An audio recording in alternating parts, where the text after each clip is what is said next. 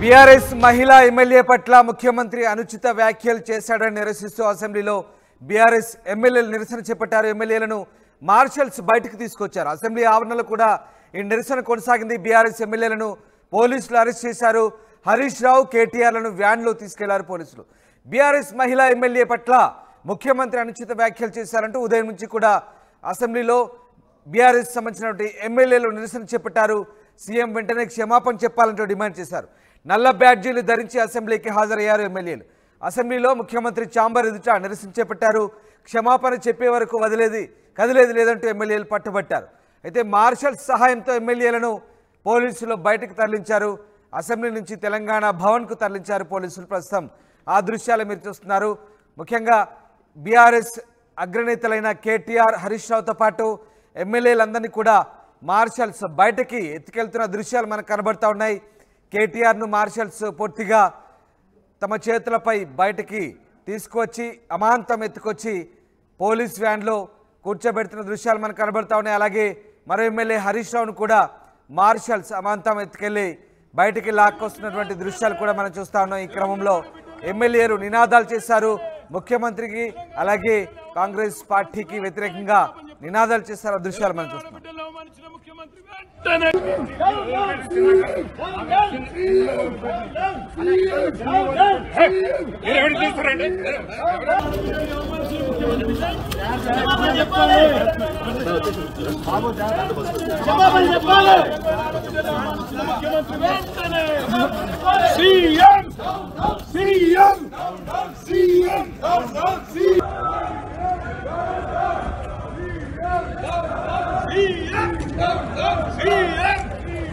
తెలంగాణ ఆడబిడ్డలను అవమానించిన ముఖ్యమంత్రి వెంటనే తెలంగాణ ఆడబిడ్డలను అవమానించిన ముఖ్యమంత్రి వెంటనే తెలంగాణ ఆడబిడ్డలను అవమానించిన ముఖ్యమంత్రి వెంటనే క్షమాపణ చెప్పాలి. తెలంగాణ ఆడబిడ్డలను అవమానించిన ముఖ్యమంత్రి వెంటనే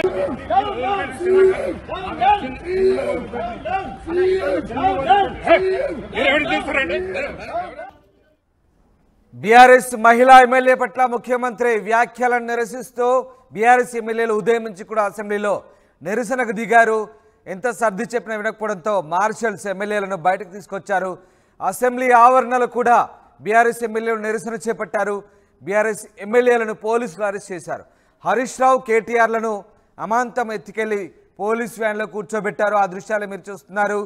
ఈ నేపథ్యంలో ప్రభుత్వానికి వ్యతిరేకంగా, ముఖ్యమంత్రికి వ్యతిరేకంగా నినాదాలు చేశారు బీఆర్ఎస్ ఎమ్మెల్యేలు. తమ మహిళా ఎమ్మెల్యే పట్ల ముఖ్యమంత్రి అనుచిత వ్యాఖ్యలను ఖండించారు.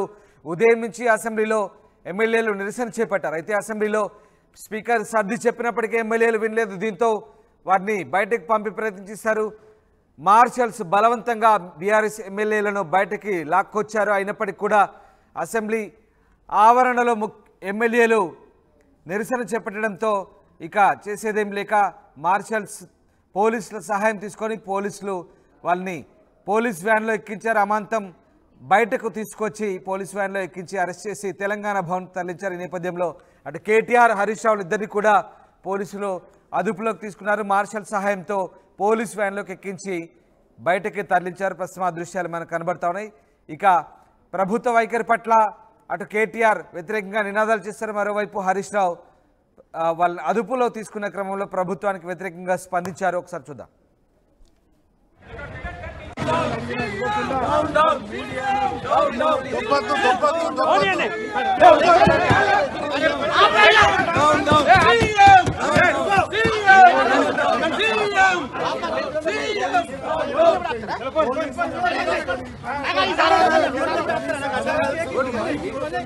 శాసనసభలో గొంతులు ఉన్నారు.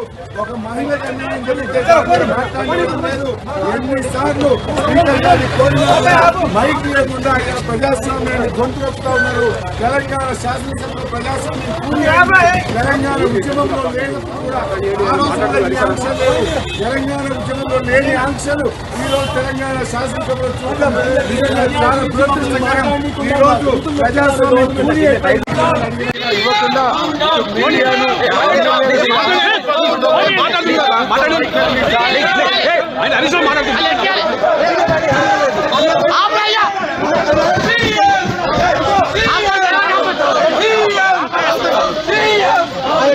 రైతు లేకుండా ఇలా ప్రజాస్వామ్యాన్ని గొంతునొక్కుతా ఉన్నారు. తెలంగాణ శాసనసభలో ప్రజాస్వామ్యం కూలిపోయింది. తెలంగాణ ఉద్యమంలో లేనప్పుడు కూడా ఆ రోజు కూడా ఇన్ని ఆంక్షలు లేవు. తెలంగాణ ఉద్యమంలో లేని ఆంక్షలు ఈ రోజు తెలంగాణ శాసనసభలో చూడడం నిజంగా చాలా దురదృష్టకరం. ఈ రోజు ప్రజాస్వామ్యం కూలిపోయింది. మేము అన్ని బిల్లులకు సపోర్ట్ చేసినా కూడా మాకు మైక్ ఇవ్వట్లేదు. ఇవ్వకుండా మీడియాను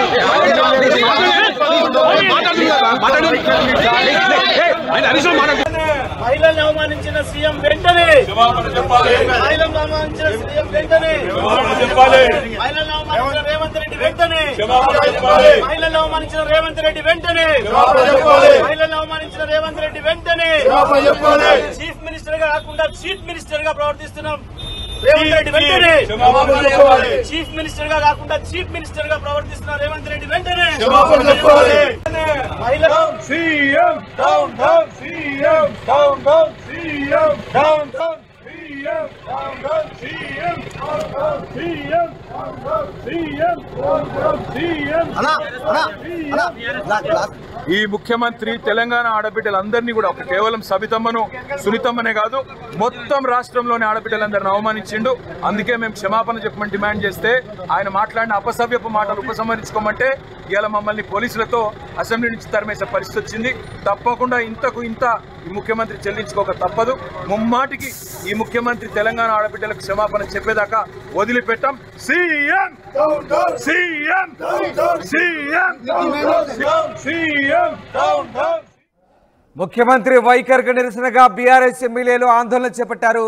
అయితే మార్షల్స్ అసెంబ్లీ ఆవరణలో బయటికి బీఆర్ఎస్ ఎమ్మెల్యేలు తీసుకొచ్చారైనప్పటికీ నిరసన చేపట్టడంతో అక్కడి నుంచి నేరుగా మార్షల్స్ తమ చేతుల మీదుగా అమాంతం ఎమ్మెల్యేలను బయటకు తీసుకొచ్చి బయటకు లేపుకొచ్చి పోలీస్ వ్యాన్లో కూర్చోబెట్టారు. ఆ దృశ్యాలు మనం చూస్తున్నాం. పోలీస్ వ్యాన్లో కూర్చున్నటువంటి బీఆర్ఎస్ ఎమ్మెల్యేలందరినీ కూడా తెలంగాణ భవన్కు తరలించారు. ఈ నేపథ్యంలో ప్రభుత్వానికి వ్యతిరేకంగా ఎమ్మెల్యేలు మాట్లాడారు. ముఖ్యమంత్రికి వ్యతిరేకంగా నినదించారు. ముఖ్యమంత్రి అసెంబ్లీలో ప్రభుత్వం తమ గొంతు నొక్కేందుకు ప్రయత్నిస్తుందంటూ బీఆర్ఎస్ ఎమ్మెల్యేలంతా స్పందించిన పరిస్థితి. నల్ల బ్యాడ్జీలు ధరించి బీఆర్ఎస్ ఎమ్మెల్యేలంతా ప్రభుత్వానికి వ్యతిరేకంగా నిరసన చేపట్టారు. ఉదయం నుంచి కూడా అసెంబ్లీలో బీఆర్ఎస్ ఎమ్మెల్యేలు నిరసన కొనసాగిస్తున్నారు. ముఖ్యమంత్రి వెంటనే క్షమాపణ చెప్పాలంటూ డిమాండ్ చేస్తున్న పరిస్థితి. ఎస్ మధు జాయిన్ అవుతున్నారు. మధు, బీఆర్ఎస్ ఎమ్మెల్యేలను బలవంతంగా మార్షల్స్ బయటకు గెంటి వేసిన దృశ్యాలు మనకు కనబడతా ఉన్నాయి. బలవంతంగా అమంతం ఎత్తుకెళ్లి పోలీస్ వ్యాన్లో కూర్చోబెట్టి అక్కడి నుంచి బయటకు తీసుకెళ్లిన దృశ్యాలు మనకు కనబడతా ఉన్నాయి. ఉదయం నుంచి కూడా ఎలాంటి హైడ్రామా కొనసాగుతుంది. అసెంబ్లీలో బీఆర్ఎస్ ఎమ్మెల్యేలను మార్షల్స్ ఏ రకంగా బయటకు తీసుకెళ్లారు? ఎగ్జాక్ట్లీ సభకు హాజరవుతూనే వీరంతా కూడా నల్ల బ్యాడ్జీలు ధరించి లోపలికి వెళ్లారు. సభలో పోయినప్పటి నుంచి సభ ప్రారంభమైనప్పటి నుంచి వీళ్ళు బయటకు వచ్చేంత వరకు కూడా స్పీకర్ పోడియం ముందు వీరంతా నిరసన వ్యక్తం చేస్తూ ముఖ్యమంత్రి ఉప ముఖ్యమంత్రి ఇద్దరు కూడా వెంటనే క్షమాపణలు చెప్పాలి. ఎందుకంటే మహిళలపైన అనుచిత వ్యాఖ్యలు చేశారు, మహిళలను అగౌరవపరిచారు ముఖ్యమంత్రి ఉప ముఖ్యమంత్రి ఇద్దరు కూడా. సో ఆ విషయానికి సంబంధించినటువంటి విషయంలో పట్టుబట్టారు. ఉదయం నుంచి సభ కొనసాగుతూ ఉంది. అటు అధికార ప్రతిపక్షాలకు సంబంధించినటువంటి నాయకులు మాట్లాడుతున్నప్పటికీ కూడా బీఆర్ఎస్ పక్షం మాత్రం పూర్తిగా నిరసనలో వాళ్ళు పాల్గొన్నారు. స్పీకర్ పోడియం స్పీకర్ పలుసార్లు చెప్పినప్పటికీ కూడా వారు ఖచ్చితంగా క్షమాపణ చెప్పాల్సిందే అనేటువంటి ఆందోళన చేశారు. ఈ సమయంలో సభ కాస్త ఆర్డర్లో పెట్టకపోవడం, డిస్టర్బెన్స్ కావడంతో ప్రతిపక్షానికి సంబంధించినటువంటి నాయకులు ఎంఐఎం పార్టీకి సంబంధించిన శాసనసభ పక్ష నేత అక్బరుద్దీన్ ఓవైసీ కూడా స్పీకర్కి సూచించారు చాలా స్పష్టంగా. వారికి మైకాన్ని ఇవ్వండి, లేదు అంటే వారిని సస్పెండ్ అన్న చేయండి, సభను ఆర్డర్లో పెట్టండి, దానివల్ల మిగతా వారికి ఇబ్బంది అవుతా ఉంది, సభ డిస్టర్బెన్స్ అవుతా ఉంది. నిన్న సబితా ఇంద్రారెడ్డి పేరును ముఖ్యమంత్రి రేవంత్ రెడ్డి తీసుకున్నారు కాబట్టి ఆమెకు ఆ అంశం మీద మాట్లాడడానికి అవకాశం ఇవ్వాలంటూ స్పీకర్ని అక్బరుద్దీన్ ఓవైసీ కోరారు. అయినప్పటికీ కూడా జరగలేదు. ఆయన ఆ సభను కేవలం ఎస్సీ రిజర్వేషన్కి సంబంధించినటువంటిది దాంట్లో వర్గీకరణకు సంబంధించినటువంటి దాంట్లో సుప్రీంకోర్టు ఇచ్చిన తీర్పు పైన స్పీకర్ దానిపైన మాట్లాడాలని మాత్రమే హరీష్ రావుకు మైక్ ఇచ్చారు. హరీష్ రావు మాట్లాడుతుండగా ఇంకా పూర్తిగా ఆయన స్పీచ్ పూర్తి కాకముందుగా మైక్ కట్ చేయడం జరిగింది. వీళ్ళంతా కూడా వెంటనే సభ బయటకు వచ్చారు.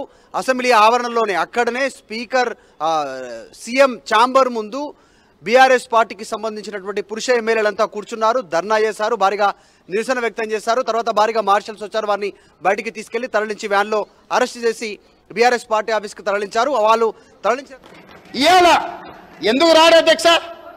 మిమ్మల్ని సోనియా గాంధీ గారు, మల్లికార్జున్ ఖర్గే గారు, రాహుల్ గాంధీ గారు స్పీకర్ చేసి అధ్యక్ష స్థానంలో కూర్చోబెడితే మీరు అక్కడ కూర్చుంటే అక్కడ కింద కూర్చోవాల్సి వస్తుందని మీ ముందల కింద కూర్చోకూడదు అని ఇవాళ సభకు వస్తలేడు అధ్యక్ష. ఏ దళితునైతే ముఖ్యమంత్రిని చేస్తాను దళితులను మోసగించిండో, ఏ దళితుని ఉప ముఖ్యమంత్రిగా చేసి అకారణంగా బర్తరఫ్ చేసిండో, ఇవాళ వాళ్ళని అవమానించిన చంద్రశేఖరరావు మైకులో మాట్లాడాలంటే ఒక దళిత బిడ్డను లేచి అధ్యక్ష నాకు మైక్ ఇవ్వని అడుక్కునే పరిస్థితి కాంగ్రెస్ తీసుకొచ్చింది అధ్యక్ష. అది కాంగ్రెస్ గురించి మాట్లాడే అర్హత మీకెక్కడుందని నేను అడుగుతున్నా. కాంగ్రెస్ గురించి మాట్లాడే నీతి జాతి సింగిల్ విండో డైరెక్టర్ పోస్టు చంద్రశేఖరరావుకి ఎవరిచ్చారు అధ్యక్ష? కాంగ్రెస్ పార్టీ ఇచ్చింది. కాంగ్రెస్ సింగిల్ విండో డైరెక్టర్ ఇస్తే ఓడిపోయింది అధ్యక్ష. ఓడిపోయినా కూడా సింగిల్ విండో చైర్మన్ చేసిన మదన్ మోహన్ గారు. కాంగ్రెస్ రాజకీయ జీవితం పెట్టిందే వాళ్ళ కాంగ్రెస్. హరీష్ రావు గారు ఏముండే అధ్యక్ష? వార్డు మెంబర్ ఉండేనా? మీరున్నారు కదా ఆ రోజు ఎమ్మెల్యే వార్డు మెంబర్ లేని హరీష్ రావును రాష్ట్ర మంత్రిగా చేసింది రాజశేఖర రెడ్డి కాంగ్రెస్ పార్టీ కాదా అధ్యక్ష? ఇంతకంటే హీనమైన చరిత్ర ఎవరికన్నా ఉంటుందా అధ్యక్ష? ఇన్ని విషయాలు ఉన్నా మేము ఇక్కడ ప్రస్తావించదలుచుకోలేదు అధ్యక్ష. అవన్నీ ఎందుకనంటే గొప్ప లక్ష్యంతో స్కిల్ యూనివర్సిటీ తీసుకొచ్చినాం, గొప్ప లక్ష్యంతో మాదిగ ఉపకళాల వర్గీకరణ కోసం మేము ముందుకు వచ్చినాం. గొప్ప లక్ష్యంతో రైతు రుణమాఫీ చేసి రైతులను ఆదుకొని రుణ విముక్తులను చేసి తలెత్తుకొని ఆత్మగౌరవంతో రైతులు తిరిగే విధంగా ఇవాళ ముందుకు తీసుకెళ్లాలి రైతులను. మేము వస్తే వచ్చిన కాడి నుంచి మైక్ ఇస్తేనేమో శాపనార్థాలు, మైక్ ఇవ్వకపోతేనేమో పోడియంలా మొత్తం సమయం తీయండి అధ్యక్ష. ఎన్ని గంటలు మాట్లాడినో మీరు చూడండి అధ్యక్ష. ఎందుకు నడిపినారు అధ్యక్ష? మీరు అర్ధరాత్రి వరకు 3:30 వరకు వాళ్ళకి మైక్ ఎన్నికనే కదా అధ్యక్ష. ఇది మీ గొప్పతనం కాదా? గతంలో బడ్జెట్తో పాటు గ్రాంట్స్ కానీ డిమాండ్స్ కానీ గిలిటన్ చేసి పాస్ చేసుకొని పోలేదా అధ్యక్ష? 5 సంవత్సరాలు నేను ఎమ్మెల్యేగా ఉంటే ఏ ఒక్కరోజు అక్కడ నిలబడనియలేదు అధ్యక్ష. లోపలికి వచ్చినంబడే మార్షల్స్ని పెట్టి గొర్రెలు నీడ్చినట్టు ఈడ్చి బజార్లో పడేసిండు అధ్యక్ష. మా సోదరుడు కోమటిరెడ్డి వెంకటరెడ్డి గారిని, మా మిత్రుడు సంపత్ కుమార్ గారిని శాసనసభ సభ్యత్వాలు రద్దు చేసి అన్యాయంగా చేయని శిక్షకు వాళ్ళను ఉరేసిండ్రు అధ్యక్ష. మేము అట్లా ప్రవర్తించినామా అధ్యక్ష? వాళ్ళు ఎంతసేపు అడిగితే అంతసేపు ధర్నా చేయనిచ్చినాం, అడిగి మాట్లాడినంతసేపు మైక్ ఇచ్చినాం, మంచి పనులకు సహకరించమని అడిగినాం.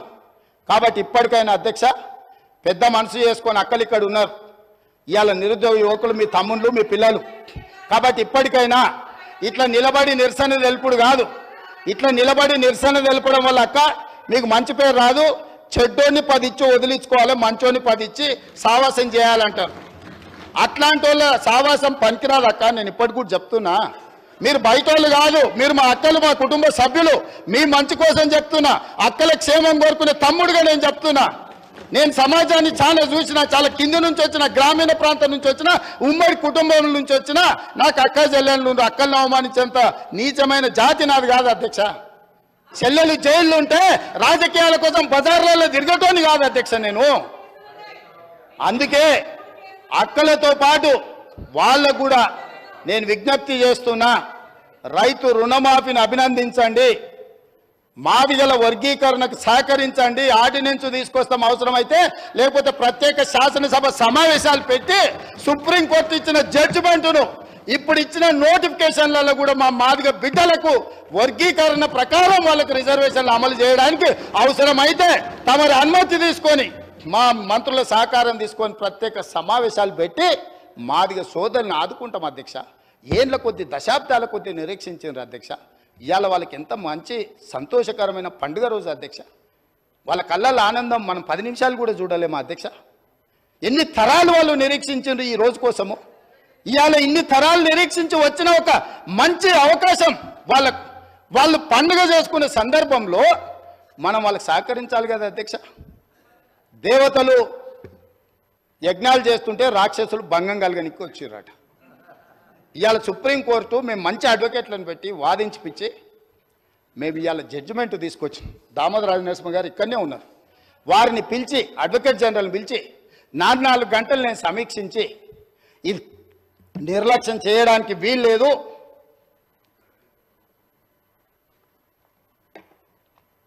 ఏళ్ల కొద్ది సాగడానికి వీలు లేదు, కోర్టుల ఏది ఏమైనా కేసు పూర్తి కావాల్సిందని నేను చెప్పిన అధ్యక్ష. మా ఎమ్మెల్యేలు అందరినీ పిలుచుకొని మాట్లాడినా, మా నాయకులను పిలిచి మాట్లాడినా, మిగతా సహచర మంత్రివర్గ సభ్యులకు చెప్పిన మనకు బాధ్యత వచ్చింది. మనం ఇవాళ అధికారంలో ఉన్నాం, ప్రజాప్రభుత్వం ఏర్పడ్డదంటే ఆ బిడ్డలు మన పక్కన బలంగా నిలబడ్డారు, వాళ్ళని కాపాడే బాధ్యత మన మీద ఉందని చెప్పి ఉద్దండులైన న్యాయవాదులను పెట్టి కేసు వాదించి కేసును తుది తీర్పు కాన్స్టిట్యూషనల్ బెంచ్ నుంచి తీసుకొచ్చినాం అధ్యక్ష. ఇంత సంతోషకరమైన